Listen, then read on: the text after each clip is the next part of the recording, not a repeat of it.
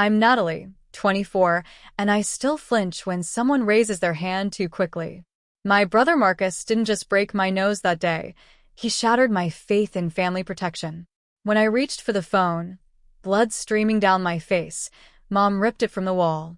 Dad barely looked up from his newspaper, muttering, "Drama queen again." 16 years later, standing in the courthouse as executor of their estate, I finally understood the power I now held. Blood isn't always thicker than water. Sometimes it's just evidence. If you've ever felt that knot in your stomach when family betrays you, this story might resonate deeply. I'm sharing my journey from victim to victor, and I'd love to know where you're watching from.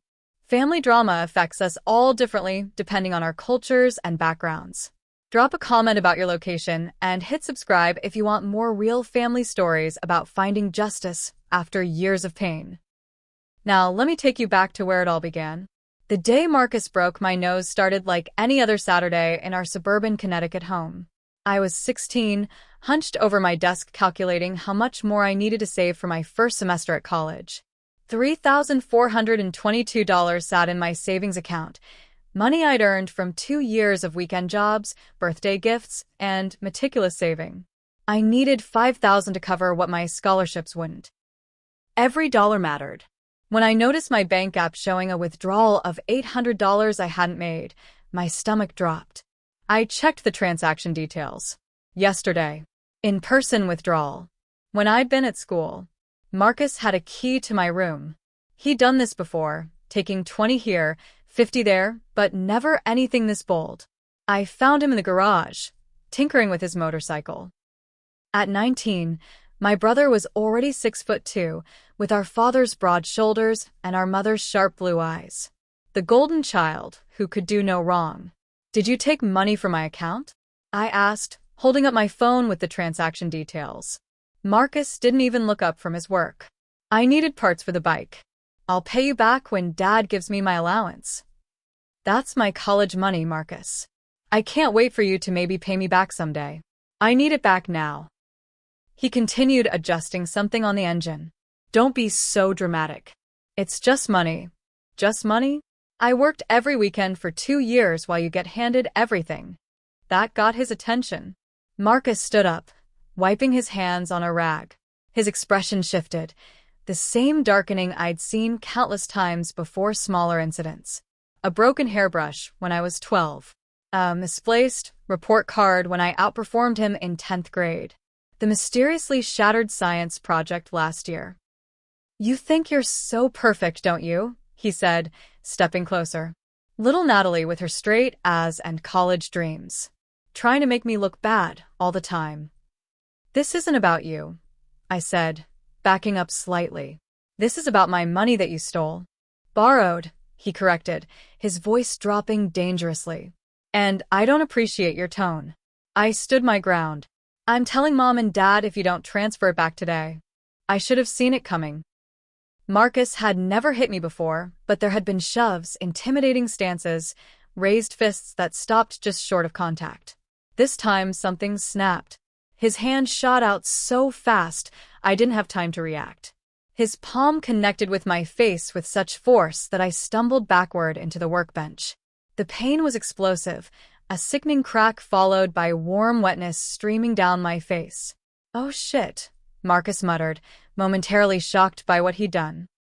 I cupped my hands under my chin as blood poured from my nose, splashing onto the concrete floor. The pain was blinding. Through tears, I staggered back toward the house, blood dripping between my fingers. I made it to the kitchen where Mom was preparing lunch. Her back was to me as I entered. "Mom," I choked out, blood bubbling from my nose. Elaine Turner turned, her perfectly highlighted blonde hair swinging, her country club tennis outfit still pristine despite a morning of cooking. Her expression shifted from shock to something else, not concern for me, but worry about the situation. "What happened?" she asked, grabbing a dish towel and pressing it to my face. "Marcus hit me," I said through the cloth. "He broke my nose. He stole money from my account, and when I confronted him, he hit me." The kitchen phone was mounted on the wall by the refrigerator. I pulled away from my mother and reached for it, blood still streaming down my face, soaking the collar of my t-shirt. "I'm calling 911, I said. What happened next haunts me more than the punch itself. Mom moved with surprising speed, grabbing my wrist and yanking me away from the phone. Then she did something I couldn't have imagined. She gripped the phone cord and ripped it clean out of the wall with one powerful jerk. "You will do no such thing," she said, her voice frighteningly calm. My father Walter had been sitting at the breakfast nook the entire time, hidden behind his Wall Street Journal. He lowered the paper just enough to take in the scene, his daughter standing in the kitchen, face covered in blood, his wife holding a ripped phone cord. "Drama queen again," he muttered, before raising the newspaper back up like a shield. In that moment, something crystallized for me. The perfect family portrait hanging in our foyer, Mom, Dad, Marcus, and me smiling in coordinated outfits on the beach, was the most elaborate lie. Behind me, I heard Marcus enter the kitchen.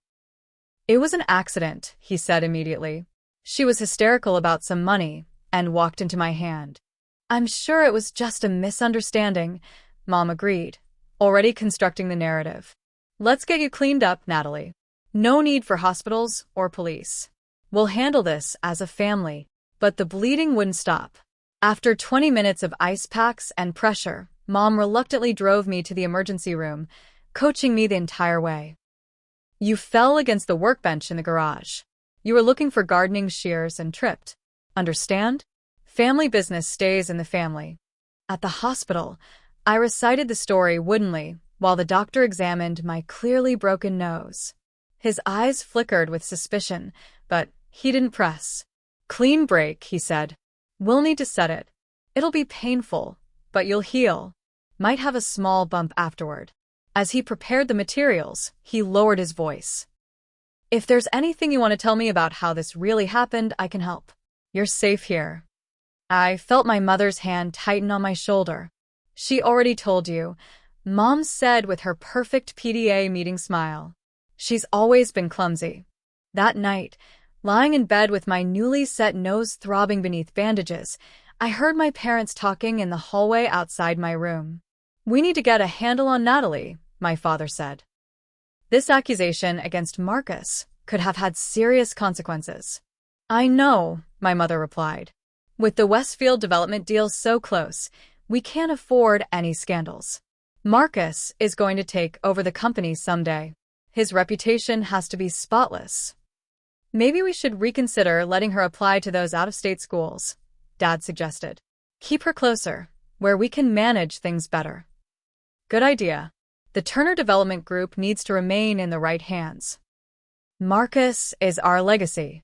They continued down the hall, their voices fading, not once mentioning my broken nose or the money Marcus had stolen. In that moment, I started my first mental list of what I'd need to escape.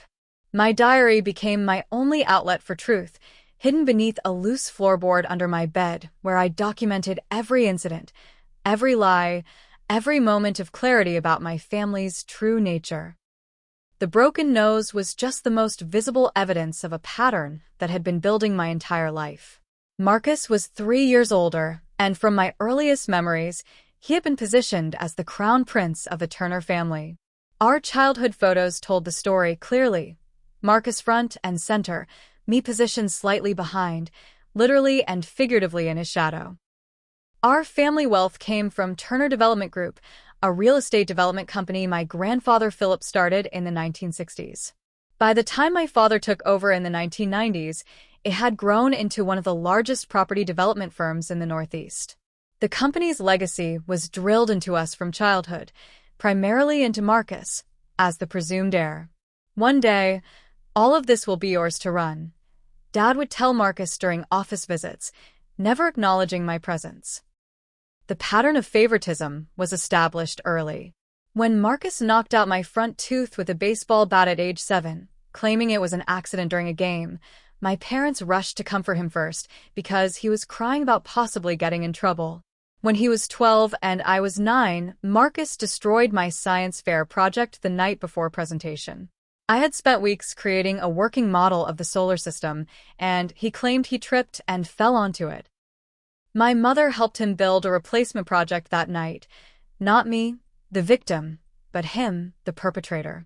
He won third place with what was essentially my mother's work. High school brought new dimensions to the abuse. Marcus struggled academically while I excelled. My straight A's were met with indifference, his CS with tutors and rewards for improvement. When I was accepted into the National Honor Society, the achievement was barely acknowledged at dinner. When Marcus made the baseball team after being cut twice before, my parents threw a backyard celebration with 50 guests. The disparity extended beyond academics and attention. My parents maintained strict control over my social life, activities, and even my appearance. Meanwhile, Marcus enjoyed freedom, a car on his 16th birthday, and generous allowances despite his reckless behavior. There had been one potential ally, my grandmother Eleanor, my father's mother. She had seen through the dynamic during her infrequent visits. "You're the smart one," she'd whisper to me when no one was listening. "Don't let them dim your light." After one particularly tense family dinner when I was 14, Grandma Eleanor had pulled me aside. "I've set something aside for you," she said. "For college and beyond. Don't tell your parents yet. We'll discuss it when you're older." But she died unexpectedly 3 months later. At the reading of her will, there was no mention of anything set aside for me. Marcus received her vintage car collection. I got a box of costume jewelry. Something hadn't felt right, but at 14, I had no way of questioning the proceedings. Our family maintained a flawless reputation in our affluent community. Walter and Elaine Turner were pillars of society, charity gala chairs, country club mainstays, business leaders. No one saw what happened behind our imposing front door. During my sophomore year, a perceptive school counselor, Mrs. Jeffries, noticed my withdrawal and flinching behavior. She scheduled weekly meetings with me, slowly building trust. Just as I was considering confiding in her, my parents intervened. "We're concerned about these counseling sessions," my mother told the principal. "They're interfering with Natalie's academic focus. We've arranged for private therapy instead." The private therapy never materialized, and my meetings with Mrs. Jeffries were terminated. Another potential lifeline severed. The broken nose incident left more than physical scars. During the 6-week recovery, I became increasingly isolated. My few friends stopped calling after I repeatedly declined invitations under my parents' watchful eyes. Teachers accepted my accident story without question. The Turners were generous donors to the school, after all. The only person who showed genuine concern was my cousin Rebecca, Aunt Linda's daughter. During a family gathering while my nose was still healing, she cornered me in the bathroom. "That wasn't an accident, was it?" she asked quietly. I nearly broke down at having someone finally see the truth, but years of conditioning kept my walls up. I fine insisted. "You don't have to pretend with me," Rebecca said. "Uncle Walter and Aunt Elaine treat you differently than Marcus. We all see it, but no one says anything." Her words were both validating and terrifying. If others noticed but did nothing, what hope did I have? As my junior year progressed, I channeled my energy into planning my escape. I secretly applied to colleges across the country, using school computers and having acceptance letters sent to a friend's address. My grades remained perfect, not to please my parents, but as my ticket out. When my early acceptance letter from Northwestern arrived at my friend Jessica's house, I felt my first real hope. Chicago was over 800 miles away, far enough that surprise visits would be difficult. My elation was short-lived. Somehow, likely through my school counselor's office, my parents discovered my acceptance. They confronted me one evening in my father's home office, the Northwestern letter lying on his desk like evidence at a trial. "You applied without our knowledge or permission," my father stated, "to a school we never discussed." "I want to study pre-law," I said, trying to keep my voice steady. "Northwestern has an excellent program." "There are perfectly good schools here in Connecticut," my mother countered. "Schools where we have connections that would benefit your future." "The Turner Development Group will need legal counsel when Marcus takes over," my father added. "A role that would suit you, close to home." Their plans for me became crystal clear. I was to remain nearby, in a supporting role to Marcus's ascension. My own ambitions were irrelevant. "I've already accepted," I said, surprising myself with my boldness. My father's face hardened. "We'll see about that. You're still a minor, Natalie. Nothing happens without our consent." As my 18th birthday approached in the spring of senior year, tension in our house reached unbearable levels. My parents had made good on their threat, contacting Northwestern to defer my acceptance while applying on my behalf to local universities. My plans needed to accelerate. The day after Marcus broke my nose became day one of my official escape plan. Even with blood-soaked tissues surrounding me in my bedroom, I began calculating exactly what I would need to break free permanently. First, I needed money my parents couldn't control. The joint bank account holding my college savings was clearly vulnerable. Marcus had already proven that. Using Jessica's address, I opened a new account at a different bank, depositing small amounts from my part-time job at the local bookstore. I told my manager I'd lost my ATM card and needed my paychecks in paper form rather than direct deposit. Each check was carefully cashed and partially deposited into my secret account. Jessica became my lifeline during this period. We'd been casual friends before, paired together for a chemistry project junior year. After witnessing my parents' controlling behavior when she came to our house to work on the assignment, she started paying closer attention. "My mom noticed your broken nose at the school concert," she said one day during lunch. "She said something seemed off about the way your mom was acting." That simple observation, someone noticing, someone questioning, broke something open in me. I confided in Jessica about the ongoing emotional abuse and Marcus's escalating aggression. The relief of being believed was overwhelming. "You can stay with us when you leave," she offered without hesitation. "My parents already said it's okay. They've seen enough." Jessica's family became my contingency plan. Their modest home, just outside our affluent neighborhood, represented safety I'd never known. I began systematically documenting every incident at home. I kept a detailed journal hidden inside a hollowed-out copy of Pride and Prejudice on my bookshelf.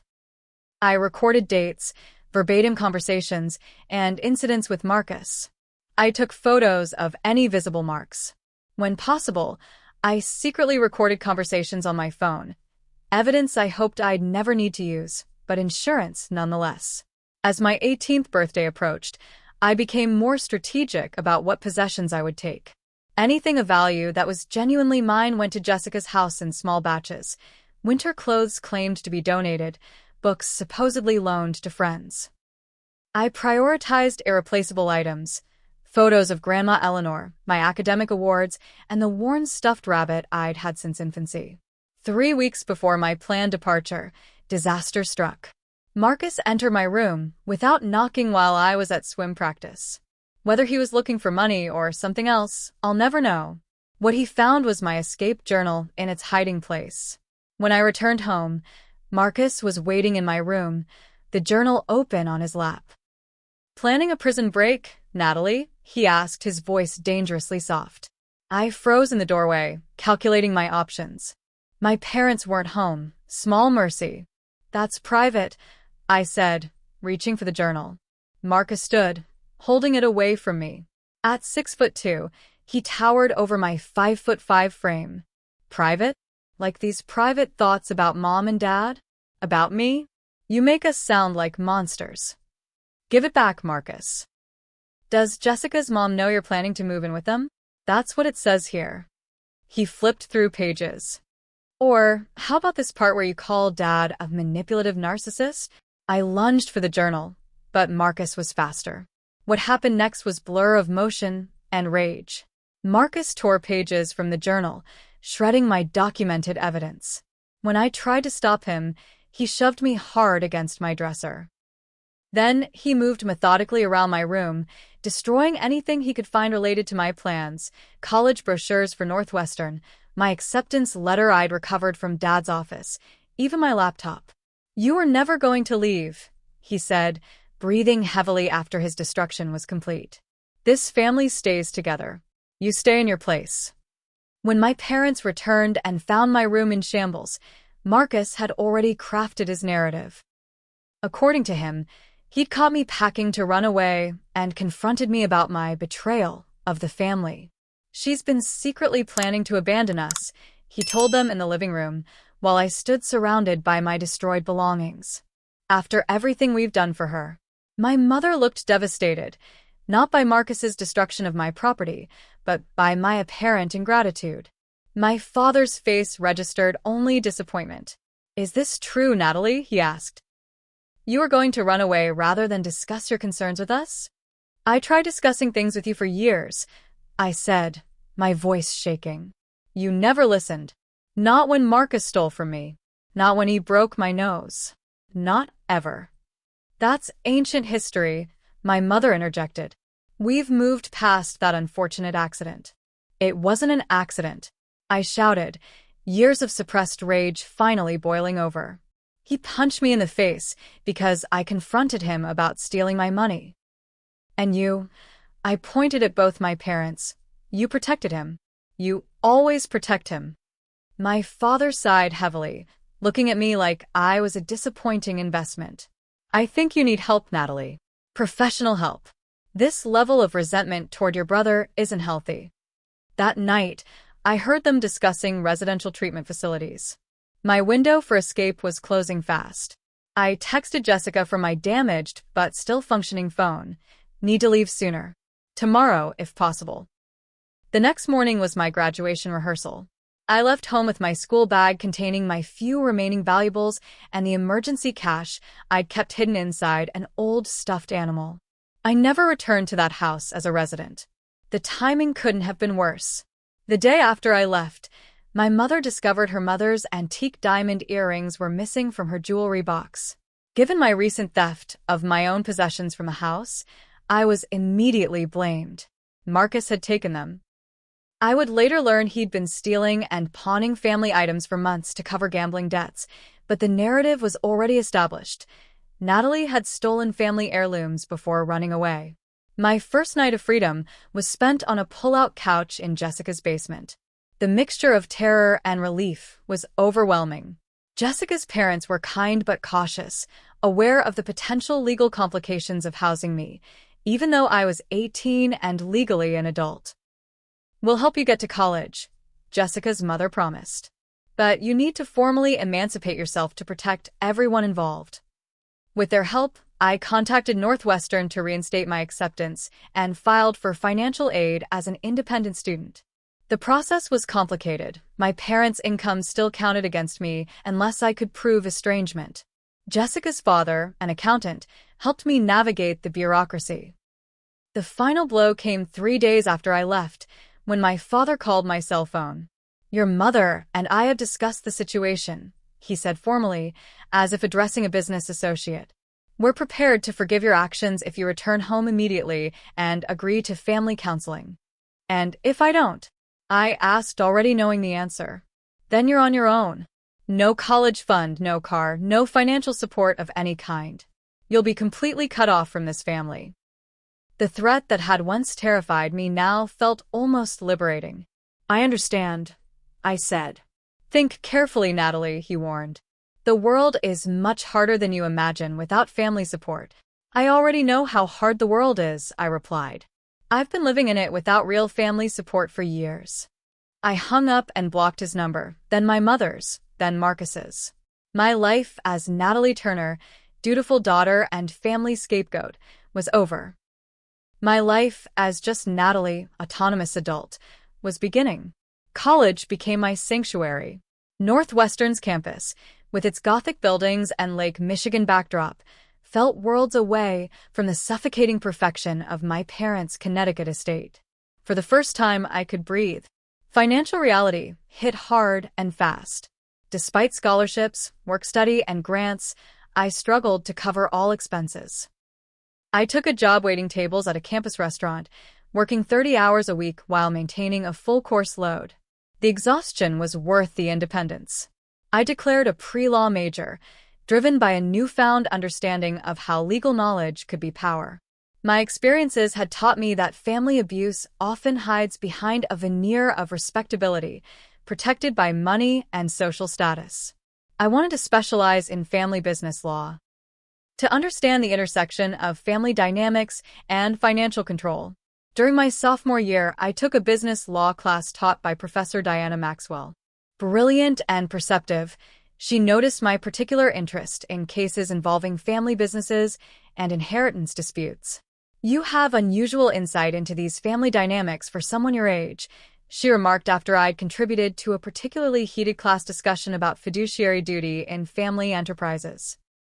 Something about her straightforward manner broke through my carefully constructed walls. During office hours, I shared an abbreviated version of my family history. Professor Maxwell listened without judgment, then offered me something unexpected: a research assistant position focusing on legal protections for family business minority shareholders. "People like your grandmother often try to protect vulnerable family members through legal means," she explained. "But those protections can be circumvented if not properly structured." The mention of my grandmother triggered a memory, her whispered promise of something set aside for me. With Professor Maxwell's encouragement, I began researching my family's business from the outside, using public records and business databases. Turner Development Group had expanded significantly since my grandfather's time, with developments across 3 states. What surprised me was discovering several properties listed under Turner Holdings LLC, rather than the main company, properties developed during the period my grandmother was still alive and on the board of directors. My research took an unexpected turn when my cousin Rebecca reached out during my junior year. We hadn't spoken since I left home. She'd found me through social media, where I maintained a carefully anonymous presence. "I've been wanting to contact you for years," she said during our first phone call. "But Aunt Elaine and Uncle Walter made it clear you were a forbidden topic." Rebecca shared what she knew about family developments. Marcus had graduated from college, barely, and now held a vice president title at Turner Development, a position created specifically for him. His personal life was a mess of DUIs, failed relationships, and gambling issues, all meticulously covered up by my parents. "They're still bailing him out of everything," Rebecca explained. "Last year, he crashed the company car while drunk. Uncle Walter paid off the other driver to keep it quiet." More concerning were Rebecca's revelations about the company itself. "There are rumors about some of the Westfield development projects. Something about environmental report falsifications and permit irregularities. Nothing proven, but industry people talk." Then came the bombshell. "I found something in my mom's attic when helping her clear out some old papers," Rebecca said. It was a copy of Grandma Eleanor's original will. I think you should see it." 2 weeks later, Rebecca visited me in Chicago, bringing a folder of photocopied documents.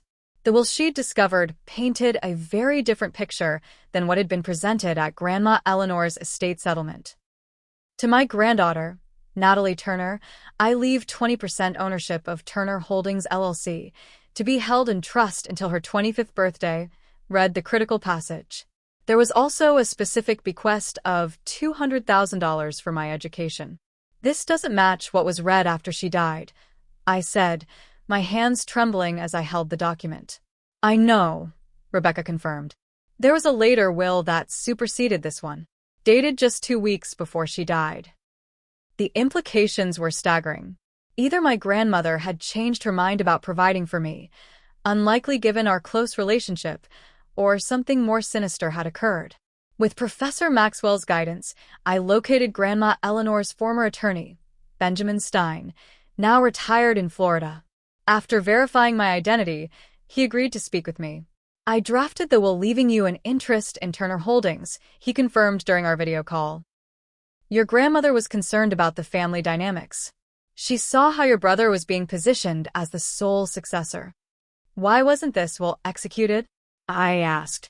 Mr. Stein's expression turned grave. "A newer will was presented after her death. Properly executed, witnessed, and notarized. It redirected your inheritance to a family trust controlled by your father." "Did you draft this new will?" "No," he said firmly.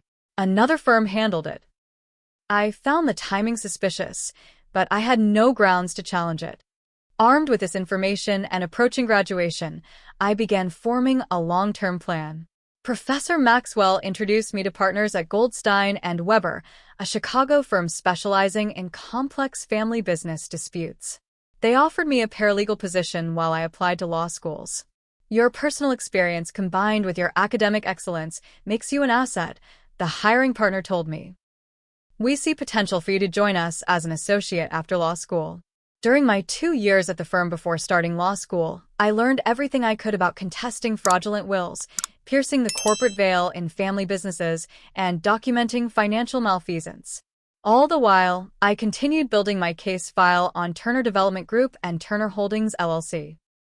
Through the firm's resources, I discovered that Turner Holdings contained the most valuable properties in the family portfolio, properties that had been strategically moved from the main company during a restructuring while my grandmother was ill, but still nominally on the board. By the time I entered Columbia Law School at 24, I had compiled enough preliminary evidence to suggest serious financial improprieties in my family's business. More importantly, I had found my voice and built a support system of people who valued me for myself, not my utility to family ambitions.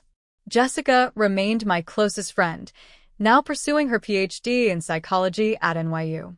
Professor Maxwell had become a trusted mentor, writing my law school recommendation and checking in regularly. My relationship with Rebecca had strengthened, providing a family connection that felt healthy rather than toxic. My legal education gave me the final tools I needed. As I studied estate law, shareholder rights, and fiduciary duties, the pieces of my family puzzle clicked into increasingly clear focus. What had happened wasn't just emotional abuse, it was financial fraud on a significant scale, with my grandmother's intentions deliberately subverted. I won't pretend my path was easy. There were nights I questioned everything, wondering if pursuing justice was worth reopening old wounds. Times when a simple Facebook photo of my family at a charity gala, still projecting perfect harmony, would send me into a spiral of self-doubt. But each setback ultimately strengthened my resolve. The turning point came during my final year of law school, when a major business journal published an investigative piece on suspected fraud in Connecticut real estate development. Turner Development wasn't named, but the practices described matched exactly what I'd been documenting. The regulatory environment was shifting, and companies like my family's were facing increased scrutiny. As I approached graduation, I made my decision. It was time to return to Connecticut and confront my past, not for revenge, but for justice and closure. The frightened 16-year-old with a broken nose deserved to have her truth acknowledged. My grandmother's wishes deserved to be honored. And perhaps most importantly, I needed to face my family as the strong, capable woman I'd become. I know you've been with me through this journey so far, and I appreciate your patience as I've shared these difficult memories. The hardest part of my story is yet to come, the direct confrontation with my family after 14 years of separation. If you've ever had to stand up to those who were supposed to protect you, you understand how monumental this moment was for me. Before I continue, I'd love to hear from you in the comments about whether you've ever had to create boundaries with toxic family members. Your experiences might help others feeling trapped in similar situations. Now, let me tell you what happened when I finally returned home to face my parents and Marcus. After graduating with honors from Columbia Law School, I spent a year clerking for a federal judge to build my credentials before making my move. At 32, I was no longer the frightened teenager who had fled with nothing but a backpack. I had a law degree, a growing reputation in family business law, and most importantly, the emotional strength to face my past. I returned to Connecticut in late October. The fall foliage created a picturesque backdrop that contrasted sharply with the turmoil I felt driving into my hometown for the first time in 14 years. I checked into a hotel rather than staying with Rebecca. I wanted no one else caught in the potential crossfire. My first step was scheduling a meeting with my parents. I called the family home from my hotel room, half expecting to reach an unfamiliar housekeeper or assistant. Instead, my mother answered on the second ring. "Turner Residence," she said, her voice exactly as I remembered. "Hello, Mother," I replied, proud of how steady my voice remained. "It's Natalie." The silence stretched for several seconds. Natalie, she finally repeated, her tone unreadable. I'm in town and would like to meet with you and Dad. Tomorrow afternoon, if possible. Another pause. I'll need to check with your father. Please do. I'll be at the Westfield Grand Hotel until Friday. You can reach me at this number. My father called back 40 minutes later. Natalie, he said, his businessman voice firmly in place. This is unexpected. I'm sure it is, I agreed. Are you and Mom available tomorrow at 2? May I ask what this is regarding? Family business, I said simply. I prefer to discuss it in person. He agreed to the meeting at their home. I insisted on a public location instead, the restaurant at the country club where they were still undoubtedly members. Neutral territory with witnesses was strategically important. The next day, I dressed carefully in a charcoal gray suit that projected professional confidence. As I entered the country club dining room, I spotted my parents immediately at a corner table. They hadn't changed as much as I'd expected. My father's hair was now silver rather than dark brown. My mother's face showed signs of expensive work that kept her looking a decade younger than her actual age. What struck me most was how small they seemed. In my memories, Walter and Elaine Turner had loomed as intimidating figures of absolute authority. Now they just looked like an affluent couple in their early 60s, watching me approach with wary expressions. Natalie, my mother said, half rising. She made an aborted movement, as if to embrace me, then thought better of it when she saw my expression. Mother. Father, I acknowledged, taking a seat across from them. Thank you for agreeing to meet. My father studied me with calculating eyes. You look well, he observed. Columbia Law, I understand. Impressive. Of course they had monitored my achievements from afar. Yes. I'm currently with Harrington and Associates in New York, specializing in family business governance and succession planning. A flicker of something, pride? Concern. Crossed my father's face. A fitting specialization, given your background. The waiter interrupted for drink orders. Once he departed, my mother leaned forward. Natalie, whatever brought you back after all this time, I hope we can put the past behind us. Family should be together. The irony of her statement was breathtaking. That's actually why I'm here, I said, opening my portfolio and removing a folder. To address the past properly so we can all move forward. I placed several documents on the table. Copies of my grandmother's original will, financial records showing the transfer of properties to Turner Holdings LLC, and incorporation documents identifying the shareholders. Grandma Eleanor intended for me to have a 20% interest in Turner Holdings, I stated calmly, along with funds for my education. That never happened. My father's expression hardened. Your grandmother changed her will before she died. Everything was handled legally. Did she change it willingly? I asked. Or was she pressured when she was ill? Did she even understand what she was signing? How dare you, my mother hissed. After abandoning this family, you return with accusations? I didn't abandon the family, I corrected. I escaped an abusive situation after years of mistreatment. After Marcus broke my nose, and you ripped the phone from the wall to prevent me from getting help. My father dismissed this with a wave. Ancient history. Teenage dramatics. Not according to the law, I countered. What happened to me was assault and failure to protect a minor. What happened with grandma's will appears to be fraud and undue influence. I've spent years building this case, and I'm prepared to pursue it fully. I laid out my terms. An accounting of Turner Holdings LLC, recognition of my grandmother's original bequest, and a formal acknowledgement of the past abuses. I wasn't seeking revenge, I explained, but justice and closure. This is absurd, my father scoffed. You have no evidence of wrongdoing. I have more than you realize, I said, including witnesses to Marcus's behavior and documentation of company irregularities that would interest the SEC and state regulators. My mother's carefully maintained composure cracked. You would destroy your own family's reputation? Your brother's future? Marcus destroyed his own future, I replied. I'm simply asking for what's rightfully mine and for acknowledgement of the truth. My father leaned forward, his voice dropping to a threatening whisper. You're playing a dangerous game, Natalie. We have resources you can't imagine. This will only end badly for you. I met his gaze without flinching. I'm not playing any game. I'm giving you an opportunity to resolve this privately before I have no choice but to proceed through official channels. I left them with my attorney's contact information and a deadline of 2 weeks to respond.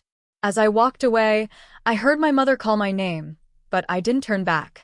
3 days later, I received my answer. Not from my parents' attorneys as expected, but in the form of an urgent call from Rebecca. Uncle Walter had a heart attack, she said. He's in the hospital. It happened right after a meeting with the company lawyers. I felt a complex wave of emotions: concern, guilt, vindication. How serious is it? Serious, but not critical. Aunt Elaine is asking for you to come to the hospital. I recognized the potential manipulation, but went anyway. The local hospital's cardiac unit was quiet when I arrived. My mother was sitting alone in the waiting area, looking genuinely fraught for perhaps the first time in my memory. Natalie, she said when she saw me. Thank you for coming. How is he? I asked, remaining standing. Stable. They're doing tests. She gestured to the chair beside her. Please sit. I maintained my distance. Why did you ask me to come? Her perfectly manicured hands twisted in her lap. Your father's condition, the doctors say stress, was a contributing factor. These accusations, this legal threat, it's too much at his age. I see, I said. So, this is about getting me to back off. It's about family, she insisted. Whatever you think happened in the past, is it worth your father's health? Your brother's future? As if summoned by her words, Marcus appeared from the corridor leading to the patient rooms.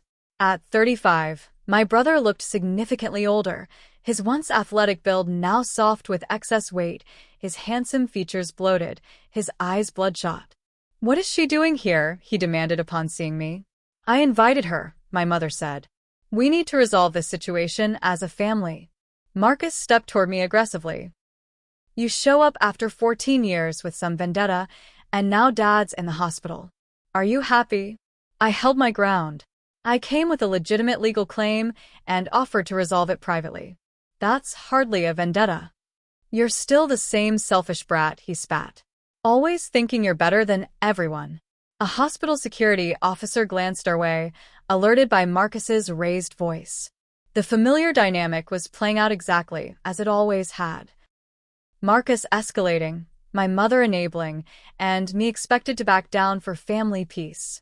Not this time. I'm not engaging in this behavior, I said calmly. I came out of concern for Dad.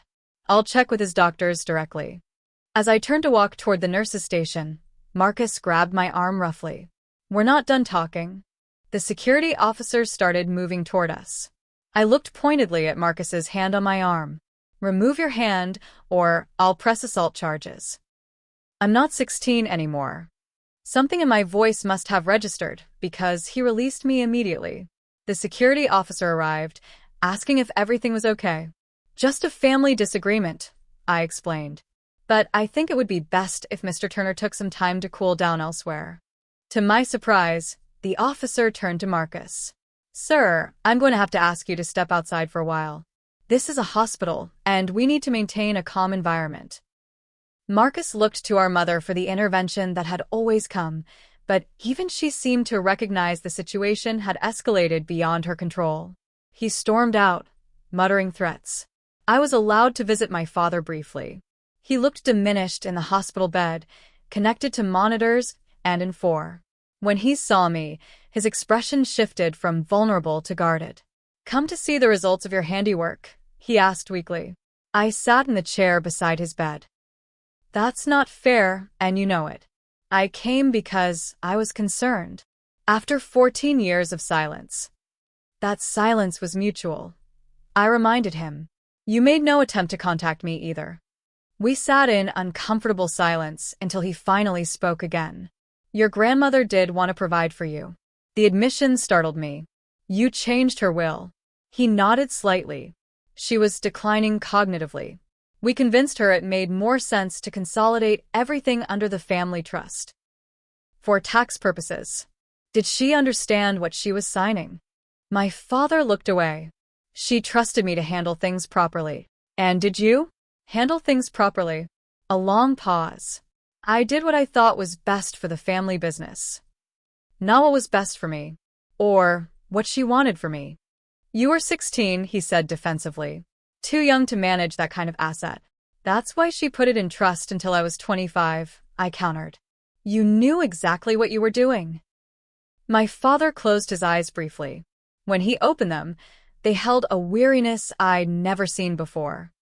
The company needed those properties consolidated under unified control. Marcus was being groomed to take over. And how has that worked out? I asked. Is Marcus the capable leader you envisioned? My father didn't answer directly. Business has been challenging in recent years. Before we could continue, a nurse entered to check his vitals, and my mother returned from seeing Marcus off. The conversation shifted to medical matters, but something had changed. For the first time, my father had acknowledged, however obliquely, that wrong had been done. As I prepared to leave, my mother followed me into the hallway. Natalie, please. For your father's health. Drop this. I can't do that, I said.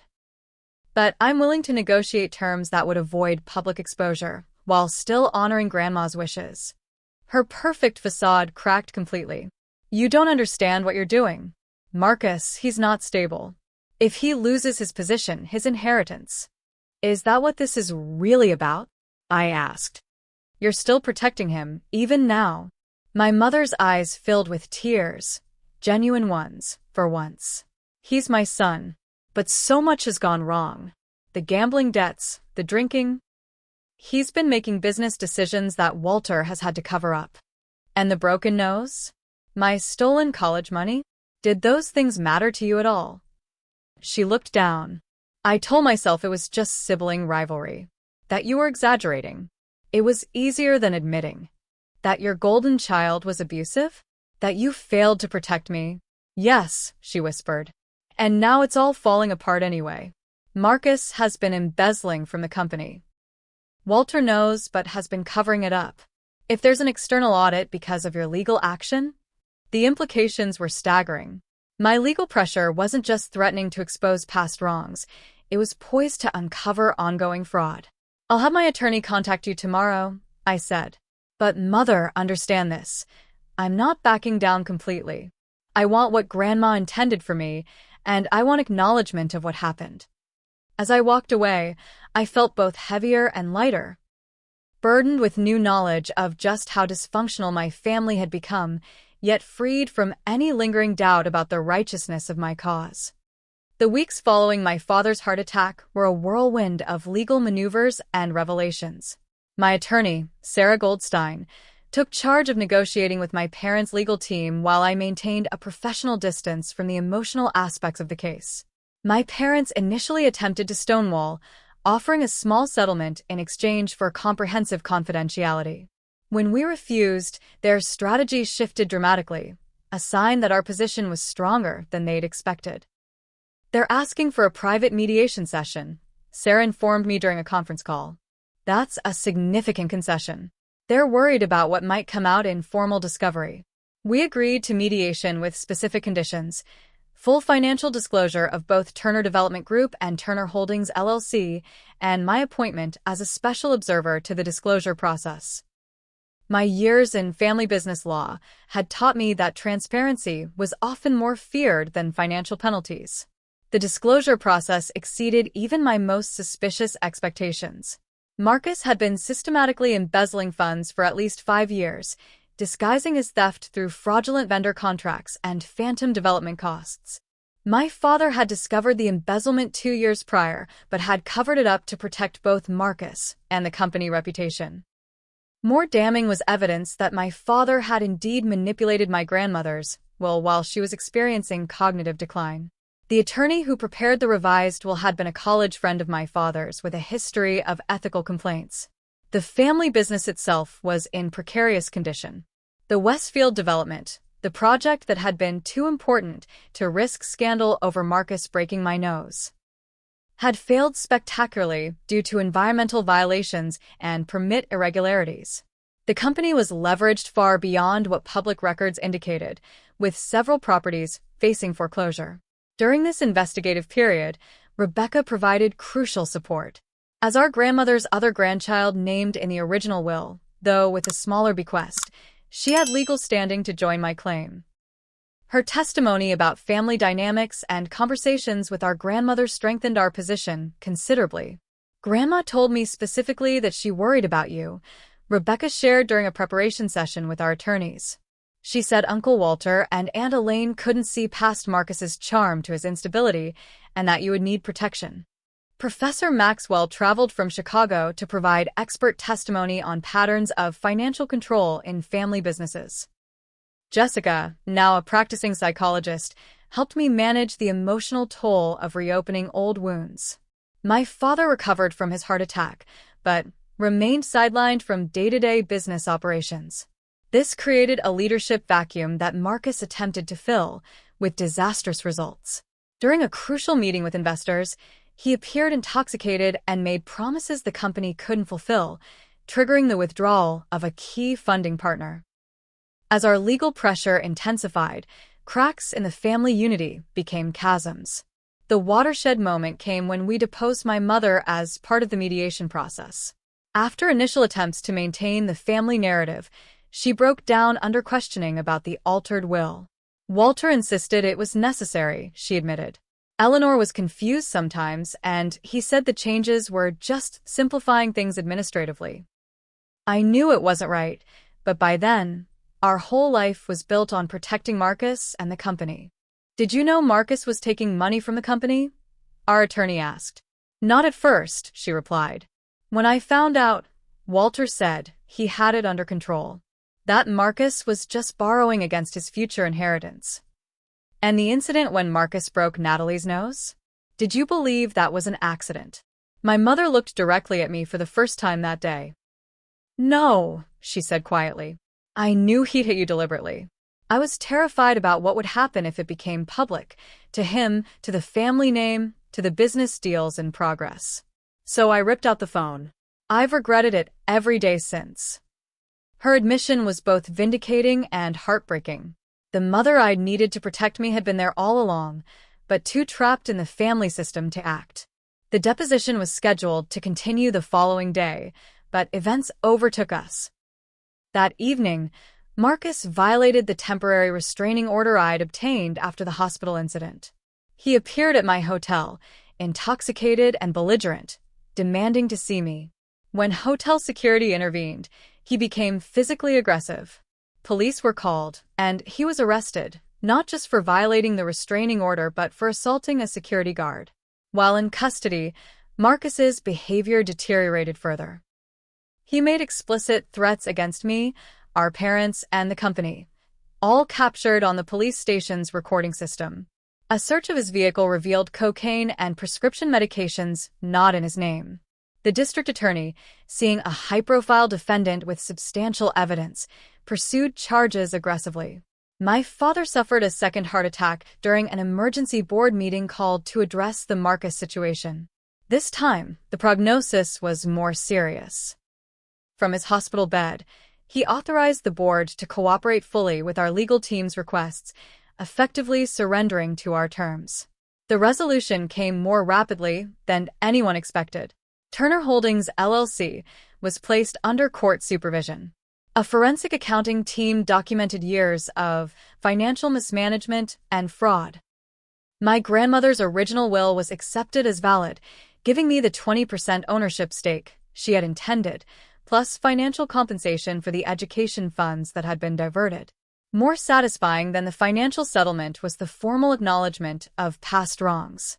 As part of the agreement, my parents signed a written statement confirming that Marcus had assaulted me, that they had failed to protect me, and that they had improperly altered my grandmother's will.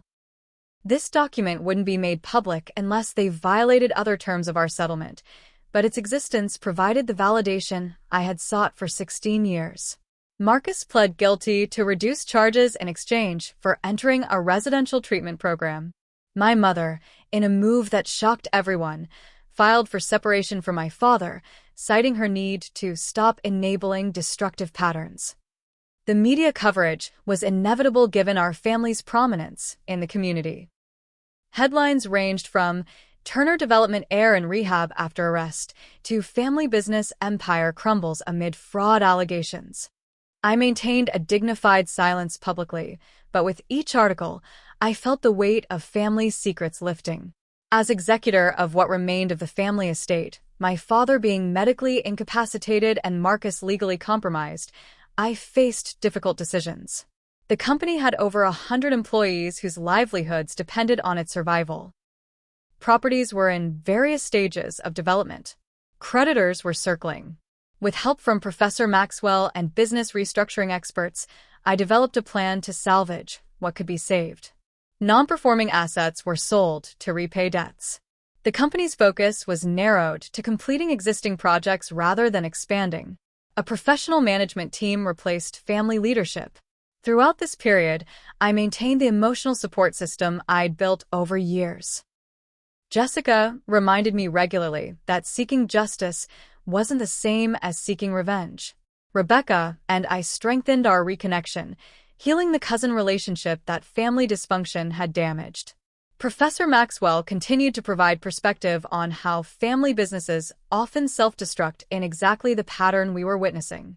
The most unexpected development was establishing a scholarship fund for victims of family abuse using a portion of my settlement. Working with a domestic violence nonprofit, we created a program specifically designed to help young people escape abusive family situations and pursue education, giving others the opportunity one had created for myself under much harder circumstances. As the legal proceedings concluded and the company restructuring took effect, I found myself at a crossroads. I had achieved the justice I sought, but what came next? The broken-nosed 16-year-old inside me had driven this quest, but the accomplished 32-year-old attorney needed to determine her path forward. I took a leave of absence from my New York firm to consider my options. The most surprising invitation came from my mother, now living separately from my father in a modest condo, a request to meet without lawyers present. The final chapter of this journey began in the same Connecticut courthouse where my grandmother's altered will had been probated 16 years earlier. As executor of the family estate, a position the court had granted me given my father's medical incapacity and Marcus's legal troubles, I now held the power to implement my grandmother's true wishes. The court recognizes the settlement agreement between all parties, the judge announced. Turner Holdings LLC will be restructured according to the terms set forth, with Natalie Turner appointed as executor of the estate and chairperson of the transition board. As I signed the final documents, I caught my mother's eye across the courtroom. Elaine Turner looked smaller somehow, her designer outfit replaced by simpler clothing, her perfect makeup less precise. The separation from my father had aged her, but there was something else in her expression. A clarity that hadn't been there before. Outside the courthouse, Rebecca hugged me tightly. "Grandma Eleanor would be proud," she whispered. The following day, I visited my childhood home for the first time since I'd fled at 18. The sprawling colonial was being prepared for sale as part of the asset liquidation plan. Walking through empty rooms that once intimidated me with their perfection, I felt strangely detached. This house had never truly been a home. In my old bedroom, I made a surprising discovery. Removing a loose baseboard I'd once used to hide treasures, I found my original diary, the one Marcus had supposedly destroyed during his rage. Somehow, a portion had survived and been hidden away. Reading my 16-year-old thoughts was like opening a time capsule of pain and confusion. Nobody sees what happens in this house. Marcus broke my nose today, and Mom and Dad still took his side. I don't understand how they can love him more than me. What's wrong with me that makes me so unlovable to my own parents? I sat on the bare floor, diary in hand, and allowed myself to fully feel the grief for that confused girl, not just for what had happened to her, but for the years of self-doubt that followed. The diary represented a truth that had been denied for too long. My father had requested to see me before I left Connecticut. He was recovering in an expensive private rehabilitation facility, his second heart attack having left him significantly weakened. Walking into his room, I was struck by how diminished Walter Turner appeared, the powerful patriarch now dependent on nurses and oxygen. "Natalie," he acknowledged, his voice raspy. "Thank you for coming." I took a seat beside his bed, placing my old diary on the side table between us. "I found this at the house." He glanced at it, but didn't comment. "I wanted to understand," I said after a moment. "Not just what happened, but why. Why Marcus was always protected while I was left vulnerable." My father looked out the window for a long time before answering. "I saw myself in him," he finally said. "The same temper, the same weaknesses. I thought I could fix him by giving him everything I never had: support, opportunities, second chances. At my expense." Yes. The admission seemed to physically pain him.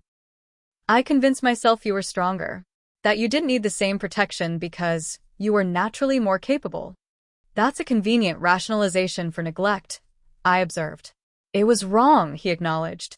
"Everything about how we handled things was wrong. Your grandmother saw it.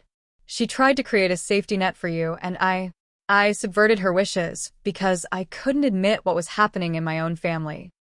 It wasn't a full apology, but it was more accountability than I'd ever expected from Walter Turner. His health had stripped away his ability to maintain the family fictions. "The company is being stabilized," I told him, shifting to business matters. "We've retained 58 employees under the new structure. The Lakeside project will be completed, but the Westfield development is being sold to cover debts." He nodded weakly. "And Marcus?" "Still in the residential treatment program. His legal issues are being managed separately from the business restructuring." My father closed his eyes briefly. "And you?" "What will you do now?" It was the first time in my memory that he had asked about my plans with genuine interest rather than an agenda. "I haven't decided," I answered honestly. "I've been offered a partnership track at my firm in New York. Professor Maxwell has suggested I consider teaching family business law. And there's the foundation I've established." "You've built a good life," he said. "Without any help from us." "Not without help," I corrected. "Just not from you and Mom. I had Jessica's family, Professor Maxwell, colleagues who believed in me." "The family you chose," he observed. "The family who chose me back," I clarified. We sat in silence until a nurse came to administer his medication. As I prepared to leave, my father reached for my hand, an unfamiliar gesture. "I failed you," he said simply. "I'm sorry." The words I'd waited half my life to hear landed with less impact than I'd imagined. They couldn't change the past, but they acknowledged a truth long denied. That was something. My final meeting in Connecticut was with my mother, who had asked to see me at her new condo. The modest two-bedroom apartment was a stark contrast to the mansion she'd presided over for decades.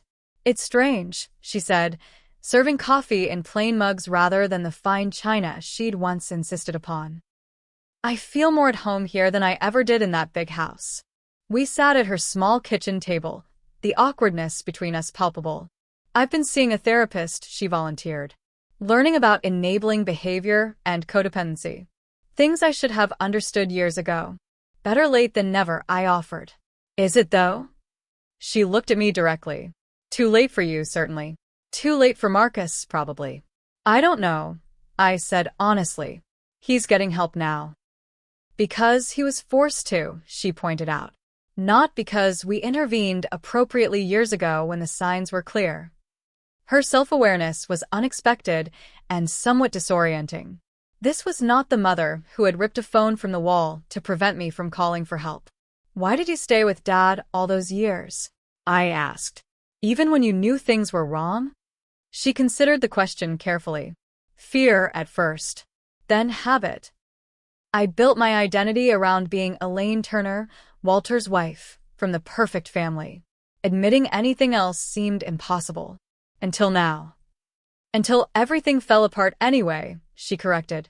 "Until I realized I'd lost my daughter and failed my son by maintaining a fiction that benefited no one." She reached across the table, not quite touching me. "I don't expect forgiveness, Natalie. I don't deserve it. But I want you to know that I do see you now." I see who you've become despite us," not because of us. And I'm so very proud of the woman you are." Her words brought unexpected tears to my eyes. The acknowledgement felt like water in a desert I hadn't realized I still carried within me. "I'd like to know you," she continued tentatively. "The real you, not the daughter I tried to force you to be. If that's ever something you might consider."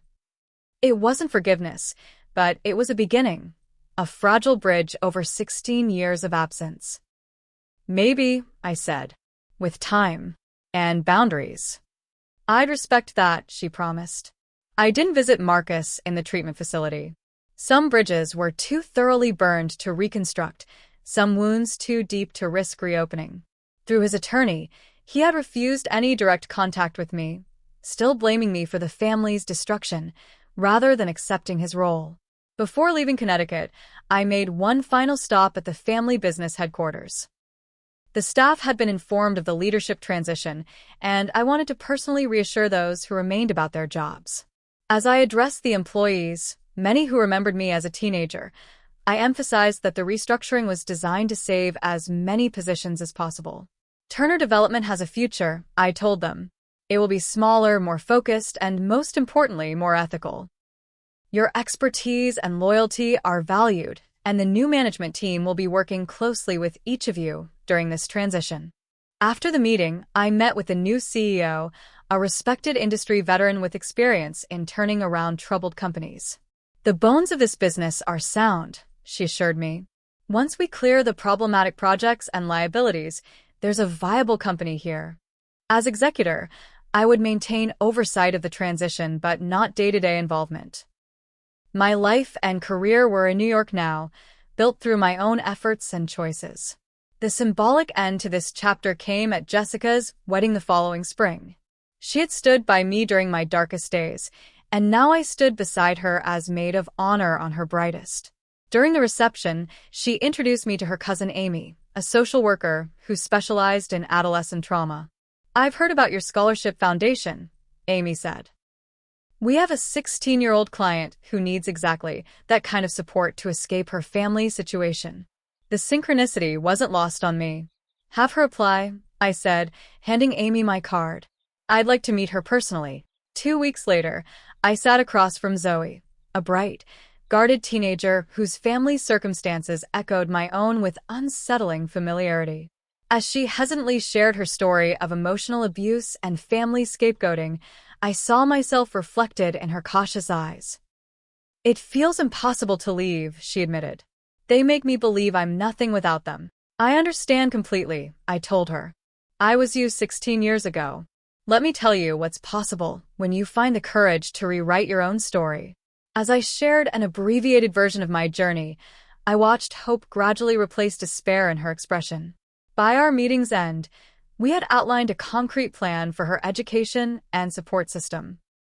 Walking Zoe out, I caught sight of my reflection in the office window, no longer the broken-nosed teenager or even the justice-seeking attorney, but something new, a bridge between past and future, transforming my own trauma into support for others.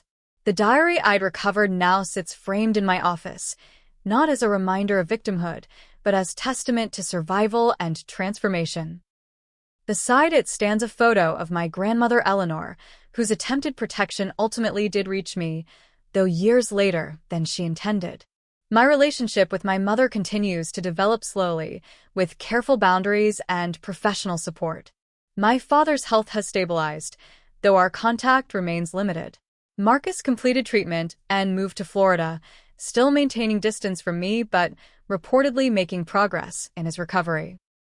The family business continues under professional management, with my oversight role gradually diminishing as stability returns. The 20% ownership my grandmother intended for me provides financial security I once could only dream of, but the true wealth has been in reclaiming my narrative and finding purpose in helping others. Blood isn't always thicker than water. This remains true. Sometimes family is who you choose, and sometimes justice is the most healing path forward. The broken nose that once symbolized my family's betrayal now represents the beginning of my journey toward authenticity and strength. I share this story not for sympathy or vindication, but because I know there are others trapped in family systems that wound rather than nurture. If you're watching this and recognize your own situation in mine, please know that escape is possible. Healing is possible. Justice, in its many forms, is possible. Have you ever had to create firm boundaries with family members who couldn't respect your worth? Or found yourself the family scapegoat while others were protected? Your experiences matter, and sharing them might help someone else find their courage. Drop a comment below about how you navigated family karma or justice in your own life. If my story resonated with you, please like and subscribe for more authentic family journey stories. And if you know someone who might need to hear that they deserve better from family, share this video with them. Thank you for witnessing my truth. And remember, sometimes the family we create matters more than the one we're born into. Until next time, this is Natalie, wishing you the strength to write your own ending.